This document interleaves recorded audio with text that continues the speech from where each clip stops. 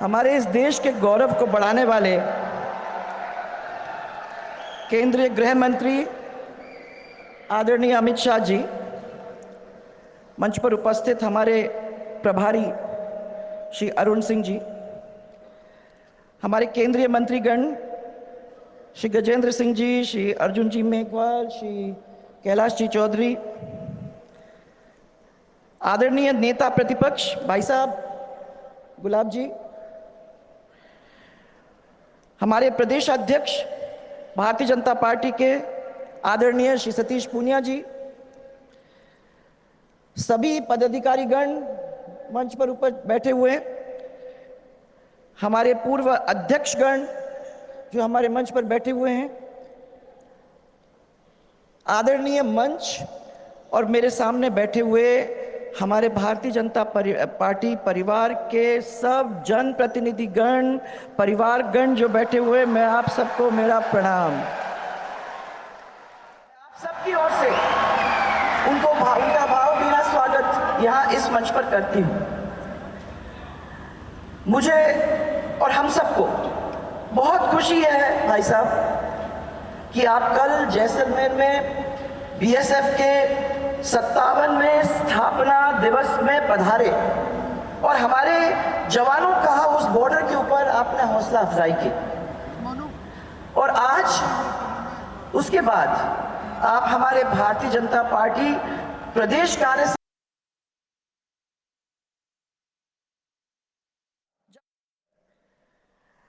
मुझे और हम सबको बहुत खुशी है भाई साहब कि आप कल जैसलमेर में बीएसएफ के 57वें स्थापना दिवस में पधारे और हमारे जवानों का उस बॉर्डर के ऊपर आपने हौसला अफजाई की, और आज उसके बाद आप हमारे भारतीय जनता पार्टी प्रदेश कार्य समिति के में भाग लेने के लिए हम सब के बीच में यहाँ आए हो। आपने हम सब का मान भी बढ़ाने का काम किया है और हम सब को भी एक किस्म से हौसला अफजाई हमारी भी की है। सबसे बड़ी बात हम आपको धन्यवाद देना चाहेंगे भाई साहब। एक वो ज़माना था जब हमारा जवान बॉर्डर पे जाता था तो अगर उसके मुठभेड़ में जान चली जाती थी, शहीद हो जाता था, तो उसका गले का टैग घर वापस लौटता था। उसके परिवारजन को तब मालूम पड़ता था जब उसका टैग घर आ जाता था उसके नाम के साथ। हमारी भारतीय जनता पार्टी की सरकार आई, अटल बिहारी वाजपेयी जी ने सबसे पहले इसके बारे में सोचा और पहली दफा शहीदों को अपने घर पर वापस भेजने का काम किया। आज आपने उसको बढ़ाते हुए एक बहुत बड़ा काम किया है। आपने 100 दिन अपने परिवार के साथ जवानों को रहने की सौगात देने का काम किया है। उसकी घोषणा आपने कल की है, उसके लिए आपको बहुत बहुत धन्यवाद। यहाँ बहुत सारे लोग हैं जिनके परिवार बॉर्डर के ऊपर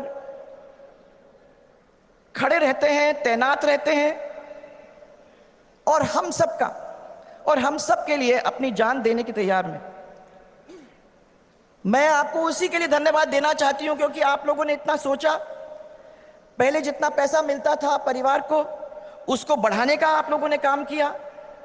इस सरकार ने हमारे उन रणबंकुरों का जिन्होंने अपनी जिंदगी के साथ और जिनको अपने आप के बलिदान देने की तैयारी थी बॉर्डर के ऊपर, ऐसे लोगों के लिए आपने उनके घरों के अंदर उनके पिता माता उनका भी इंतज़ाम करते हुए उनकी विधवाओं का इंतज़ाम किया, उनका नाम रोशन रहे। आपने स्कूल्स के ऊपर उनका नाम लिखवा दिया गया और साथ में उनके स्टैचूज बना दिए जाएं ताकि वो गांव उनको याद रखे। उसके लिए आपको और हमारी भारतीय जनता पार्टी की मोदी जी की सरकार को, मोदी जी को हम सब लोग दिल से धन्यवाद देना चाहते हैं। आज आप हमारे बीच में हो, हम कैसे आपको धन्यवाद दें? आपने हम सबकी इज्जत को, हम राजस्थान वालों की इज्जत को आपने बना के रखा है। देश की इज्जत तो है ही है, परंतु यहाँ के सब लोग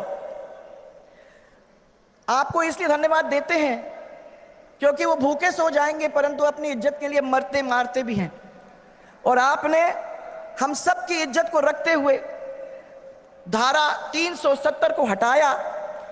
आज वो वादा पूरा किया जिस वादे के पीछे यहां कितने सारे लोग, कितने सारे परिवार के लोग यहां बैठे हुए हैं जिनने हर घोषणा पत्र के अंदर इसको पढ़ा था, सोचा था कि एक दिन होगा, परंतु कई पीढ़ियां निकल गईं और उन्होंने अपने आप से नहीं देखा। इसलिए आज आपको और मोदी जी को हम धन्यवाद देना चाहते हैं कि आप लोगों ने जो वादा किया उसको इतनी तेजी से, शांति का वातावरण बन गया है जिसके लिए पूरे देशवासी आप सबके ऋणी हैं।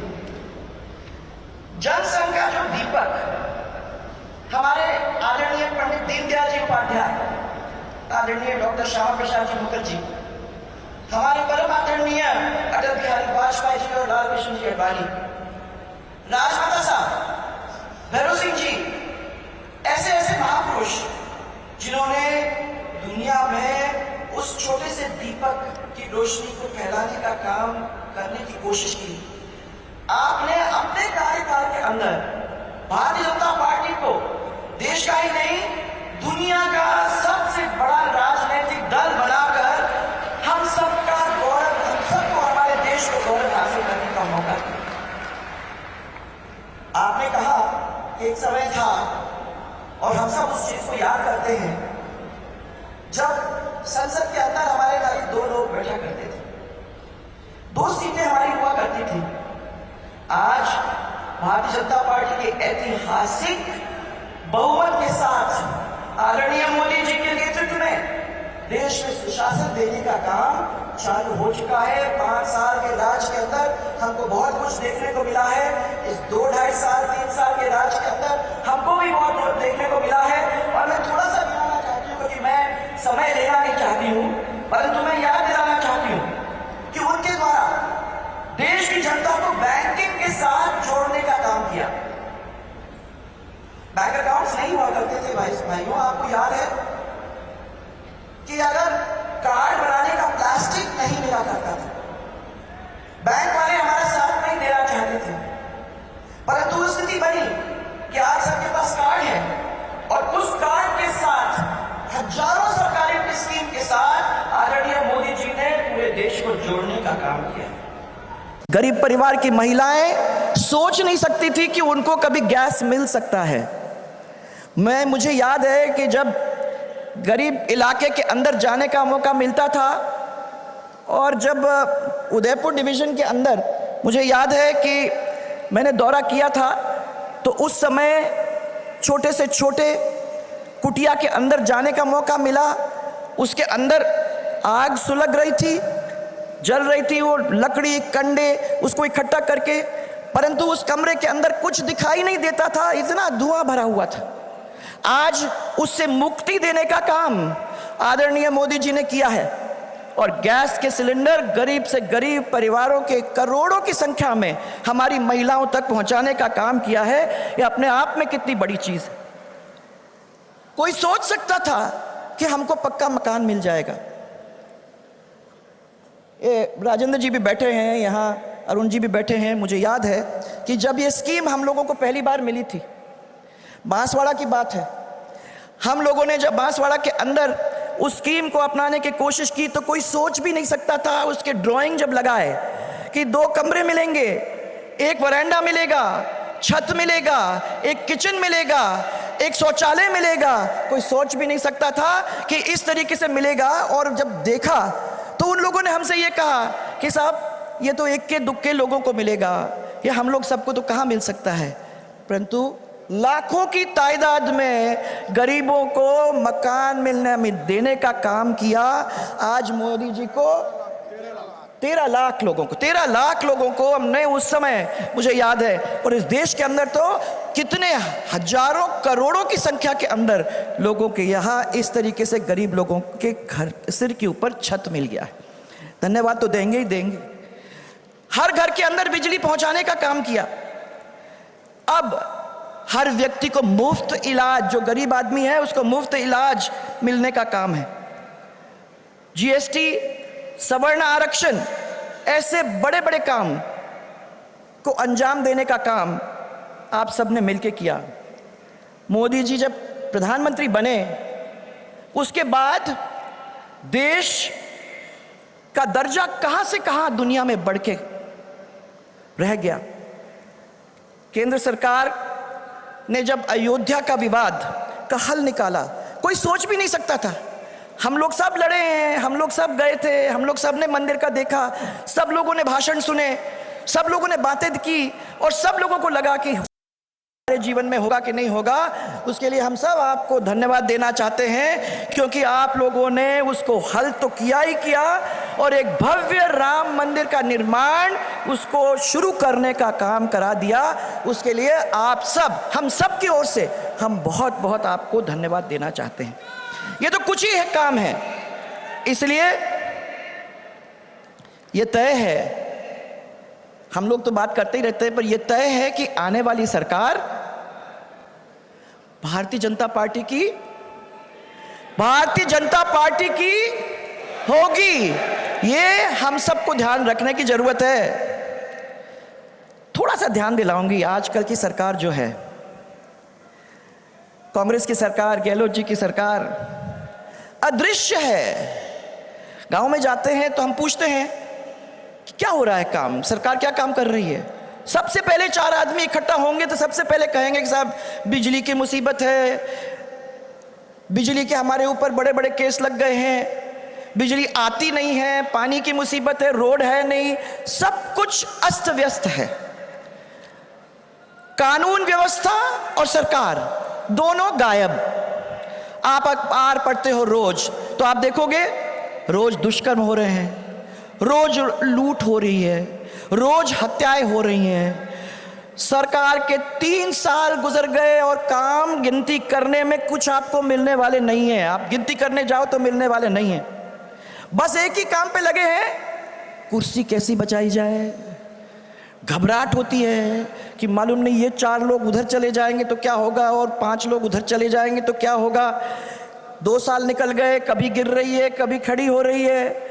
अभी अभी कैबिनेट रिशफल हुआ, ये ध्यान देके कैबिनेट रिशफल हुआ कि भैया कोई उधर जाने वाला हो तो फिर उसको रोक लो। सिर्फ और सिर्फ इसी काम के ऊपर काम चल रहा है। और मैं ये कहना चाहती हूँ कि सरकार की उपलब्धि के नाम पर आज मैं जो देखती हूँ तो कुछ भी नहीं, क्योंकि दौरा करने वालों को, हम लोगों को सबको मालूम हो जाता है कि भारतीय जनता पार्टी की जो योजनाएं थी वो अच्छी अच्छी योजनाएं थी और हमने उनको ये भी कह दिया था कि अगर आप इन योजनाओं को आगे चलाओगे तो भी अच्छा जनता के लिए होगा। परंतु हमें मालूम था कि तो कोई सरकार करेगी नहीं। उनने तो तुरंत ही योजनाएं बंद कर दिए, बंद ही नहीं किए परंतु किन किन योजनाओं के नाम तक बदल दिए। याद होगा भाइयों, राजस्थान की सड़कों को टोल फ्री बनाने का काम किया, आज फिर टोल लग गया है। अन्नपूर्णा योजना, उसके अंदर हम लोगों ने राशन की दुकानों को लेके उनको मिनी मॉल बना के विकसित करने की कोशिश की थी, आज वो सब मामला ठप हो गया है। महिला और गरीब परिवारों को आगे बढ़ाने के लिए भामाशाह योजना के साथ जोड़ने का काम किया तो भामाशाह योजना को खत्म कर दिया है। और साथ साथ स्वास्थ्य बीमा योजना थी, वो अच्छी तरह से चल रही थी, उसको भी रोक देने का काम इनने कर दिया है। हमारी ऐसी तमाम योजनाएं थी जिसको सरकार ने बंद कर दिया। और अन्नपूर्णा रसोई, जिसको आप अच्छी तरह से जानते हो, उस अन्नपूर्णा रसोई को बंद तो नहीं किया परंतु उसका नाम बदल के इंदिरा रसोई बनाने का काम किया। अच्छा काम चलता तो भी मैं कुछ नहीं कहती, नाम तो बदल दिया पर काम नहीं। जिस किस्म का भोजन वहां दिया जा रहा है तो आप लोग सबने देखा है वो भोजन भी कैसा। जिन जिन योजनाओं को बंद किया है उसको आगे बढ़ाने के, उसकी जगह में कोई योजना लाने का काम भी नहीं किया। आप लोग सबको याद है कि चुनाव के पहले हम लोगों ने सब पूरे लोगों के जो लोन माफ करने थे वो लोन माफी हो गई थी। 2, 3, 5 और 7 हॉर्स पावर के मोटर्स जहां जहां चल रहे थे वहां हमने बिजली माफ कराने का काम कर दिया था, इतने सारे लोगों को। और जब चुनाव लड़ने का वक्त आया तो बोले कि 10 दिन के अंदर आप चिंता मत कर लो, 2 लाख रुपए के जिनके ऊपर कर्जा है उन सब लोन को, कर्जे को हम माफ करने का काम करेंगे और बिजली का भी इंतजाम हम करने का काम करेंगे। और आपको मालूम है कि आज सपना ही सपना रह गया, अभी तक एक भी कदम उस तरफ उठाने का काम इन लोगों ने नहीं किया है। सबसे ज्यादा डीजल और पेट्रोल का दाम कहां है? कहां है? राजस्थान में है। मोदी जी ने तो सबकी पीड़ा को मानते हुए उसको कम करने का काम किया, दूसरे प्रदेशों ने भी उसको कम करने का काम किया, परंतु आज आपने सबने देख लिया कि राजस्थान के अंदर सबसे ज्यादा महंगाई अगर कहीं है तो उस पेट्रोल के अंदर है। इन्हीं कारणों से जनता पूरी तरह से यहां तक त्रस्त हो गई है और मन बनाकर बैठी है। आदरणीय भाई साहब, मैं तो आपको इतना ही कहना चाहती हूं कि 2023 बहुत दूर नहीं है। तो आप सीधी तस्वीरें देख रहे थे जेईसीसी सभागार से, जहां पर पूर्व मुख्यमंत्री वसुंधरा राजे संबोधित कर रही थी। फिलहाल वक्त तो चला एक छोटे से ब्रेक का, आप देखते रहिए फर्स्ट इंडिया।